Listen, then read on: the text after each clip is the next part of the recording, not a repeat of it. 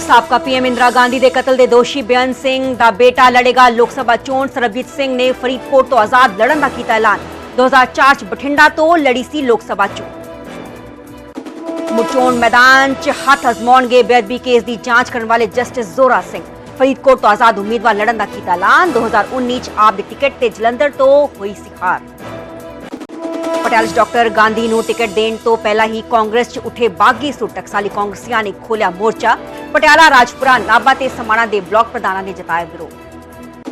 ਤਿਹਾੜ ਜੇਲ੍ਹ 'ਚ ਕੇਜਰੀਵਾਲ ਦੀ ਮੁੱਖ ਮੰਤਰੀ ਭਗਵੰਤ ਮਾਨ ਨਾਲ ਮੁਲਾਕਾਤ ਨੂੰ ਲੈ ਕੇ ਅਹਿਮ ਬੈਠਕ। ਅੱਜ ਸੁਰੱਖਿਆ ਦੀ ਸਮੀਖਿਆ ਕਰਕੇ ਤੈਅ ਕੀਤਾ ਜਾਵੇਗਾ ਦਿਨ ਅਤੇ ਸਮਾਂ।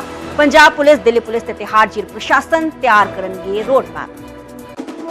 ਆਮ ਆਦਮੀ ਪਾਰਟੀ ਦਾ ਮਿਸ਼ਨ ਲੋਕ ਸਭਾ। ਅੱਜ ਤੋਂ ਅਸਮ ਦੇ 2 ਦਿਨ ਦੇ ਦੌਰੇ ਤੇ ਮੁੱਖ ਮੰਤਰੀ ਭਗਵੰਤ ਮਾਨ ਰੋਡ ਸ਼ੋਅ ਕਰਕੇ ਪਾਰਟੀ ਉਮੀਦਵਾਰਾਂ ਲਈ ਕਰਨਗੇ ਪ੍ਰਚਾਰ। ਅਸਮ 'ਚ 2 ਸੀਟਾਂ ਤੇ ਚੋਣਾਂ ਲੜ ਰਹੀ ਹੈ ਆਮ ਆਦਮੀ ਪਾਰਟੀ। ਆਮ ਆਦਮੀ ਪਾਰਟੀ ਦੇ ਵਿਰੋਧੀਆਂ ਦੇ ਖਿਲਾਫ ਡਿਜੀਟਲ ਸਟ੍ਰਾਈਕ ਕਿਹਾ। ਪੰਜਾਬ ਦੇ ਦੋਗਲੇ ਸਿਆਸਤਦਾਨਾਂ ਦੇ ਖੋਲੇ ਜਾਣਗੇ ਕੱਚੇ ਚਿੱਠੇ। ਆਪ ਨੇ ਇੱਕ ਵੀਡੀਓ ਵੀ ਕੀਤੀ ਜਾਰੀ। ਸੋਸ਼ਲ ਮੀਡੀਆ ਤੇ ਸੀਐਮ ਮਾਨ ਤੇ ਮਜੀਠੀਆ ਵਿਚਾਲੇ ਸਭ ਤੋਂ ਵੱਡੀ ਫਾਈਟ। ਲੰਗਾ ਦੇ ਬੇਟੇ ਦੀ ਗ੍ਰਿਫਤਾਰੀ ਨੂੰ ਲੈ ਕੇ ਸੀਐਮ ਦੇ ਟਵੀਟ ਤੋਂ ਸ਼ੁਰੂ ਹੋਇਆ ਵਿਵਾਦ। ਪਹੁੰਚਿਆ ਜਲਿਆਂਵਾਲਾ ਬਾਗ ਤੱਕ। ਕੱਲ ਬੱਲੀਆਂ ਵਿਚਾਲੇ ਸੁਖਬੀਰ ਸਿੰਘ ਬਾਦਲ ਦਾ ਵੱਡਾ ਬਿਆਨ। ਕਿਹਾ ਜਿਹੜਾ ਬੀਜੇਪੀ 'ਚ ਜਾਂਦਾ ਉਸ ਦਾ ਹੋਣਾ ਚਾਹੀਦਾ ਡੀਐਨਏ ਟੈਸਟ। ਕੱਲ ਹੀ ਅਕਾਲੀ ਦਲ ਦੇ ਵੱਡੇ ਆਗੂ ਸਿਕੰਦਰ ਸਿੰਘ ਮਲੂਕਾ ਦੇ ਪੁੱਤ ਤੇ ਨੂੰ ਬੀਜੇਪੀ 'ਚ ਹੋਏ ਨੇ ਸ਼ਾਮਲ। ਮਹਿੰਦਰਗੜ੍ਹ ਸਕੂਲ ਬੱਸ ਹਾਦਸੇ ਨੂੰ ਲੈ ਕੇ ਪੁਲਿਸ ਦਾ ਵੱਡਾ action. School principal, bus driver ਸਮੇਤ 3 ਗ੍ਰਿਫਤਾਰ। ਸ਼ੁਰੂਆਤੀ ਜਾਂਚ ਸਕੂਲ ਪ੍ਰਿੰਸੀਪਲ ਦੀ ਲਾਪਰਵਾਹੀ ਵੀ ਆਈ ਸਾਹਮਣੇ। ਪ੍ਰਾਈਵੇਟ ਸਕੂਲ ਐਸੋਸੀਏਸ਼ਨ ਨੇ ਅੱਜ ਸਕੂਲ ਬੰਦ ਰੱਖਣ ਦਾ ਲਿਆ ਫੈਸਲਾ। ਮੁਕਤਸਰ ਦਾ ਵੱਡਾ ਹਾਦਸਾ। ਪਿੰਡ ਬੁੱਟਰ ਸ਼ਰੀ ਨੇੜੇ ਦਰਖਤ ਨਾਲ ਟਕਰਾਈ ਕਾਰ। ਹਾਦਸੇ 'ਚ ਮਾਂ ਬੇਟੇ ਸਣੇ 3 ਲੋਕਾਂ ਦੀ। ਅੰਮ੍ਰਿਤਸਰ ਦੇ ਗੇਟ ਹਕੀਮਾ ਇਲਾਕੇ 'ਚ ਲੁੱਟ ਦੀ ਵਾਰਦਾਤ। ਨਕਾਬਪੋਸ਼ ਸ਼ਖਸ ਨੇ ਗਨ ਪੁਆਇੰਟ ਤੇ ਜੁਐਲਰੀ ਸ਼ਾਪ ਤੋਂ ਖੋਈ ਨਕਦੀ। ਸੀਸੀਟੀਵੀ 'ਚ ਕੈਦ ਹੋਈਆਂ ਤਸਵੀਰਾਂ।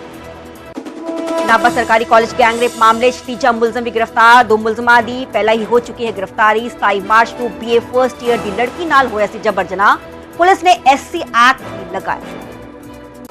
ਆਈਫੋਨ ਯੂਜ਼ਰਸ ਨੂੰ ਹੈਕਿੰਗ ਦਾ ਅਲਰਟ। ਐਪਲ ਨੇ ਭਾਰਤ ਸਣੇ 92 ਦੇਸ਼ਾਂ ਨੂੰ ਜਾਰੀ ਕੀਤੀ ਵਾਰਨਿੰਗ। ਸਪਾਈਵੇਅਰ ਹਮਲੇ ਦੀ ਜਤਾਈ ਸੰਭਾਵਨਾ।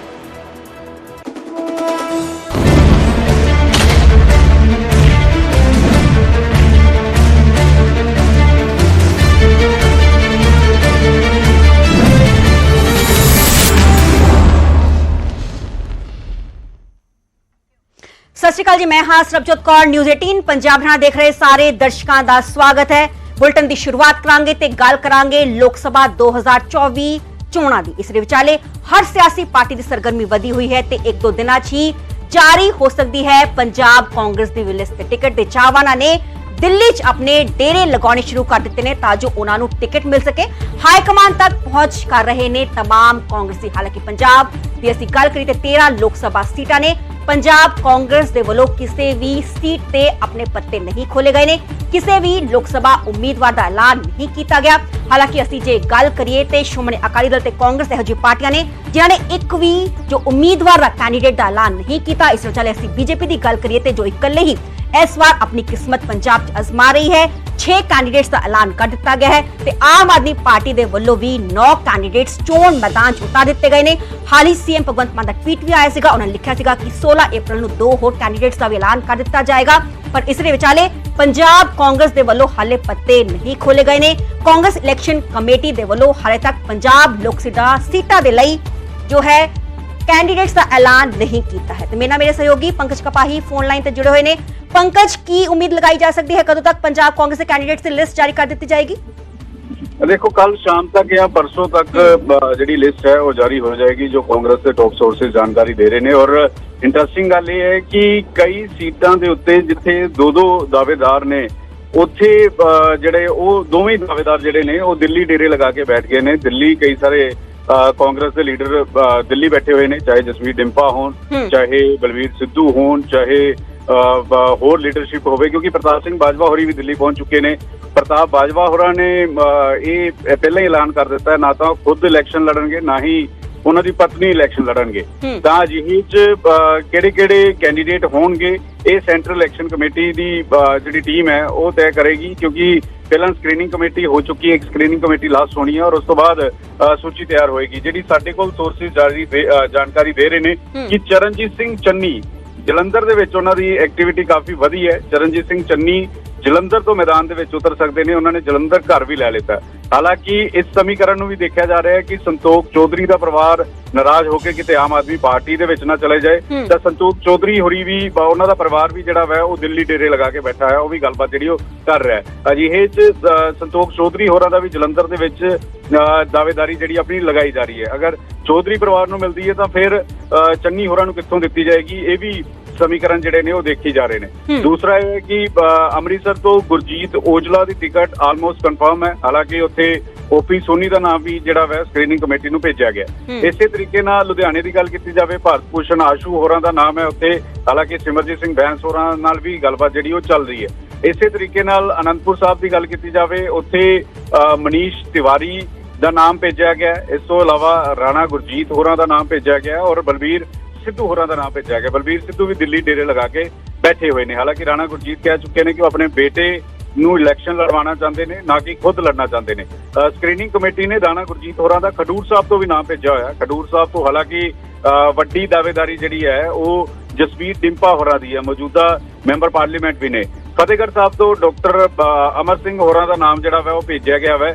ਔਰ ਇਸੇ ਤਰੀਕੇ ਨਾਲ ਸੰਗਰੂਰ ਦੀ ਗੱਲ ਕੀਤੀ ਜਾਵੇ, ਸੰਗਰੂਰ ਤੋਂ ਗੋਲਡੀ ਹੋਰਾਂ ਦਾ ਨਾਮ ਹੈ, ਵਿਜੇਂਦਰ ਸਿੰਗਲਾ ਹੋਰਾਂ ਦਾ ਨਾਮ ਹੈ ਔਰ ਨਾਲ ਹੀ ਨਾਲ ਸੁਖਪਾਲ ਖਹਿਰਾ ਹੋਰਾਂ ਦਾ ਨਾਮ ਵੀ ਹੈ। ਸੁਖਪਾਲ ਖਹਿਰਾ ਹੋਰਾਂ ਦਾ ਨਾਮ ਖਡੂਰ ਸਾਹਿਬ ਦੇ ਵਿੱਚ ਵੀ ਹੈ। ਤਾਂ ਜਿਹੇ 'ਚ ਦੇਖਣ ਵਾਲੀ ਗੱਲ ਹੋਏਗੀ ਕਿ ਕੱਲ ਪਹਿਲੀ ਸੂਚੀ ਜੇਕਰ ਕਾਂਗਰਸ ਦੀ ਜਾਰੀ ਕਰਦੀ ਹੈ ਤਾਂ ਕਿੰਨੇ ਉਮੀਦਵਾਰ ਹੁੰਦੇ ਨੇ ਔਰ ਕਿਹੜੇ-ਕਿਹੜੇ ਕੈਂਡੀਡੇਟ ਜਿਹੜੇ ਉਹ ਰਹਿੰਦੇ ਨੇ। ਜੀ ਬਹੁਤ ਬਹੁਤ ਸ਼ੁਕਰੀਆ ਪੰਕਜ, ਸਾਨੂੰ तमाम ਜਾਣਕਾਰੀ ਦੇਣ ਲਈ। ਤੇ 1 ਤੋਂ 2 ਦਿਨਾਂ 'ਚ ਪੰਜਾਬ ਕਾਂਗਰਸ ਦੇ ਵੱਲੋਂ ਲਿਸਟ ਜਾਰੀ ਕੀਤੀ ਜਾ ਸਕਦੀ ਹੈ। ਇਸ ਦੇ ਵਿਚਾਲੇ ਦੱਸ ਦੇ ਕਿ तमाम ਕੈਂਡੀਡੇਟਸ ਦੇ ਵੱਲੋਂ, ਆਗੂਆਂ ਦੇ ਵੱਲੋਂ ਆਪਣੇ ਦਾਅਵੇ ਠੋਕੇ ਜਾ ਰਹੇ ਨੇ। ਟਿਕਟ ਲਈ ਹਾਈ ਕਮਾਨ ਤੱਕ ਵੀ ਪਹੁੰਚ ਕੀਤੀ ਜਾ ਰਹੀ ਹੈ।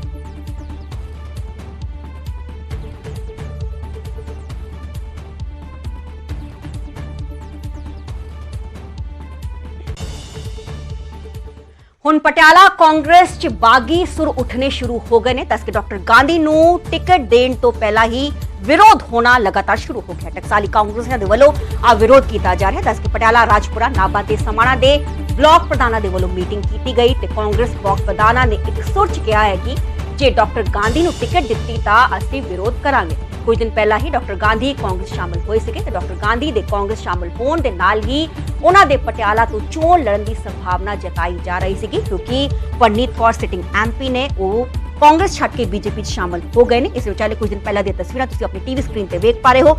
ਡਾਕਟਰ ਗਾਂਧੀ ਦੀ ਸ਼ਮੂਲੀਅਤ ਹੋਈ ਸੀਗੀ ਕਾਂਗਰਸ ਪਾਰਟੀ 'ਚ।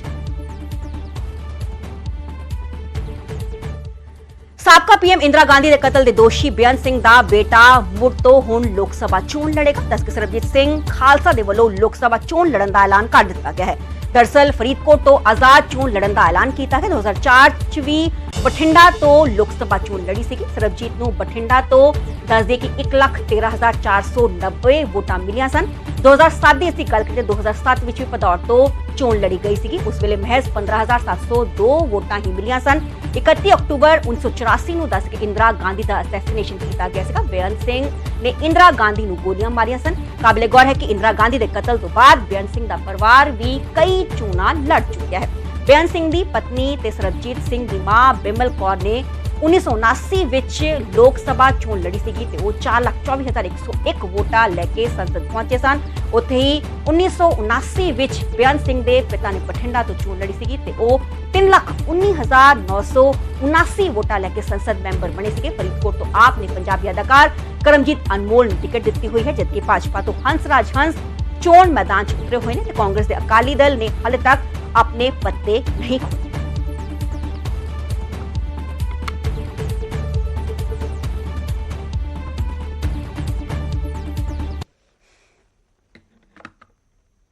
खिलाफ एक बहुत बड़ा राजनीतिक षड्यंत्र प्लान किया जा रहा है। हमें विश्वसनीय सूत्रों से पता चला है कि आने वाले कुछ दिनों में केंद्र सरकार, भारतीय जनता पार्टी शासित केंद्र सरकार दिल्ली में राष्ट्रपति शासन लगाने वाली है। इसके कई संकेत पिछले कुछ दिनों से दिख रहे हैं। हम पिछले कई दिनों से देख रहे हैं कि दिल्ली में किसी भी अफसर की पोस्टिंग नहीं हो रही है। जो आईएएस अफसर हैं उनकी पोस्टिंग एमएचए द्वारा कंट्रोल्ड होती है, लेकिन पिछले कई महीनों से किसी भी सीनियर आईएएस अफसर की पोस्टिंग दिल्ली में नहीं हुई। दूसरी बात, दिल्ली के अंदर कई विभाग खाली हैं, वहां पर अफसर पोस्टेड नहीं है, लेकिन फिर भी दिल्ली के अंदर किसी भी अफसर को नहीं लगाया जा रहा। तीसरी बात, एलजी साहब पिछले एक हफ्ते से एमएचए को बार बार बिना किसी कारण के दिल्ली सरकार को लेके चिट्ठियां लिख रहे हैं। कहते हैं कि मंत्रीगण मीटिंग में नहीं आते, कहते हैं कि मुझे चर्चा करनी है, मैंने मीटिंग पे बुला रहा हूं, ये मीटिंग में नहीं आ रहे हैं। ये वही एलजी साहब हैं जो कोर्ट में खड़े होके कहते हैं कि जी ये ट्रांसफर्ड सब्जेक्ट है, मेरा इससे कोई लेना देना नहीं है। तो जब आप कोर्ट में कहते हैं कि आपका पानी के मुद्दे से, पोल्यूशन के मुद्दे से कोई लेना देना नहीं है, जब वो ट्रांसफर्ड सब्जेक्ट है, तो आप एमएचए में उसके बारे में चिट्ठी क्यों लिख रहे हैं? चौथा, दिल्ली सरकार के अफसरों ने मॉडल कोड ऑफ कंडक्ट का बहाना बनाकर किसी भी मीटिंग में आना बंद कर दिया है, चाहे वो कितने ही इंपॉर्टेंट मुद्दे पर हो। आखिरी चीज, हमने देखा कि किस तरह से एक 20 साल पुराने केस को उठाकर दिल्ली के मुख्यमंत्री अरविंद केजरीवाल के निजी सचिव को बर्खास्त कर दिया। तो ये सारे लक्षण दिखा रहे हैं कि एक बहुत बड़ी साजिश हो रही है, दिल्ली की सरकार को गिराने की साजिश हो रही है, अरविंद केजरीवाल की सरकार को गिराने की साजिश हो रही है, और दिल्ली में राष्ट्रपति शासन लगाने की साजिश हो रही है। और यही कारण है कि अरविंद केजरीवाल जी को झूठे आरोपों के साथ, फर्जी आरोपों के साथ, बिना किसी प्रमाण के ईडी ने गिरफ्तार किया है, केंद्र सरकार ने गिरफ्तार किया है। क्यों? क्योंकि भारतीय जनता पार्टी को यह पता है, वो ये जानते हैं कि वो कितना भी जोर लगा लें, वो दिल्ली में अरविंद केजरीवाल को हरा नहीं सकते हैं। उन्होंने ये देख लिया है कि चाहे 2013 का चुनाव हो, चाहे 2015 का चुनाव हो, चाहे 2020 का चुनाव हो, या 2022 में हुआ एमसीडी का चुनाव हो, कि दिल्ली के लोग अरविंद केजरीवाल से प्यार करते हैं, दिल्ली के लोग आम आदमी पार्टी को पसंद करते हैं, और दिल्ली के लोग भारतीय जनता पार्टी की हर संभव कोशिश के बाद आम आदमी पार्टी को ही वोट देते हैं, अरविंद केजरीवाल को ही वोट देते हैं।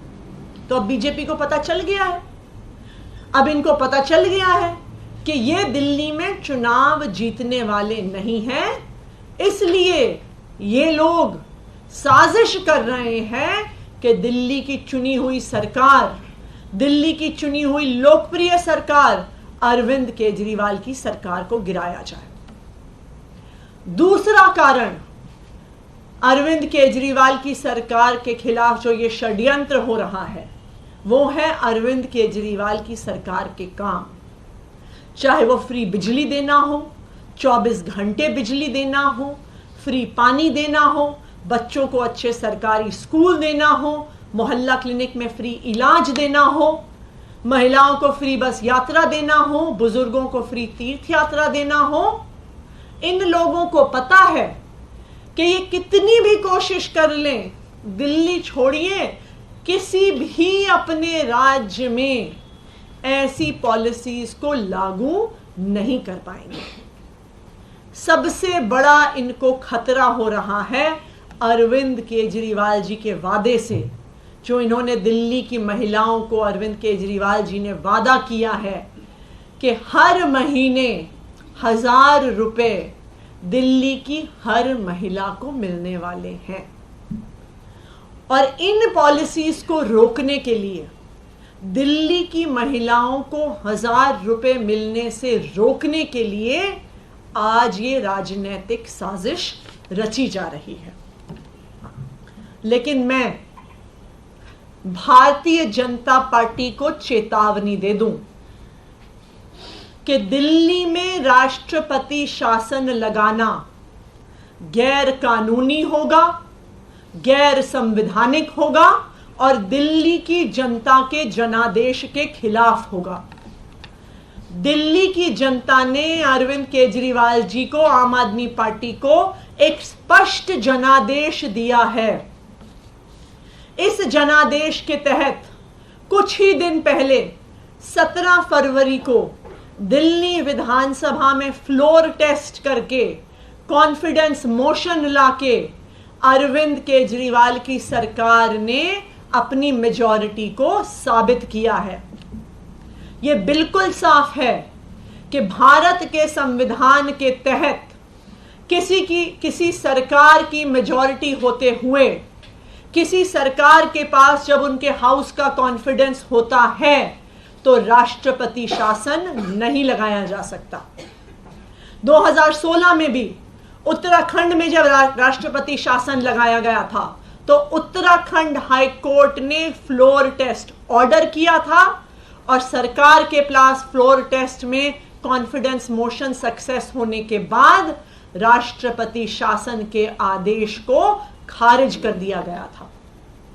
अरविंद केजरीवाल के पास दिल्ली विधानसभा में ओवरवेलमिंग मेजॉरिटी है। अरविंद केजरीवाल दिल्ली विधानसभा का ओवरवेलमिंग कॉन्फिडेंस एंजॉय करते हैं।